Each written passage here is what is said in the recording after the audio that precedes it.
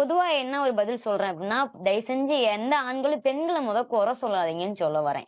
பெண்கள்னா அவ்வளோ ஒண்ணும் கிடையாதுல்ல. அம்மா, ம். அக்கா, தங்கச்சி எல்லாமே பெண்கள் தான். ஏன் நாடகம் ஆடுனா தப்பானவங்க, அந்த பொண்ணு அப்படி பண்றா, இப்படி பண்றாலாம் கிடையாது. எங்களுடைய எங்களுடைய தொழிலே அதான். நாங்க அப்படிதான் நடிச்சு ஆகணும். இப்ப நாங்க ஒண்ணும் அவ்ளோ அரைகுறையாலாம் ஒண்ணும் பண்ணலையே. எங்களுக்கு கரெக்ட்டா தான் நாங்க பண்றோம். எங்களுக்கு புடிச்சிருக்கு. நாங்க கரெக்ட்டா பண்றோம். அதுலயுமே ரசிகர் நெறைய பேர் கிளாமரா பண்ணுங்க அப்படிலாம் சொல்லி அவங்கலாம் கேட்பாங்க. ம். நாங்க அதுக்காகலாம் எடுத்துக்க மாட்டோம். பட் முடிஞ்ச வரைக்கும் நாங்க அத அவாய்ட் பண்ணிடுவோம். ம். ஏன் இப்படிலாம் கேட்குறீங்க? அப்படிலாம் இல்ல. நாங்க எங்களுக்கு இதான் இப்படிதான் எங்களுடைய கான்செப்ட். இதான் இப்படிதான் நாங்க பண்ணுவோம். அப்படி சொல்லியிருக்கோம் நாங்க.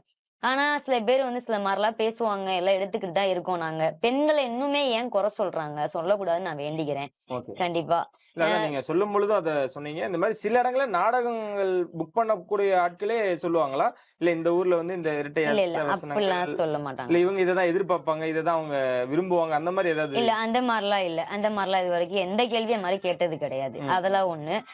ஊர்லலாம் நெறைய நாடகம்லாம் நெறைய மரியாதையா பேசுவாங்க. அதெல்லாம் எல்லாமே பண்ணுவாங்க. சில நம்ம சொந்தக்காரங்க இந்த மாரி சில விஷயங்கள் சில பேர் இந்த மாரி பேசுறது, அதெல்லாம் நம்ம எடுத்துக்க முடியாதுன்ற மாரி நான் அந்த ஃபீல்டுக்குள்ள வந்துட்டேன் அவ்வளோதான். எனக்கு புடிச்சிருக்கு. நான் கரெக்ட்டா இருக்கேன்.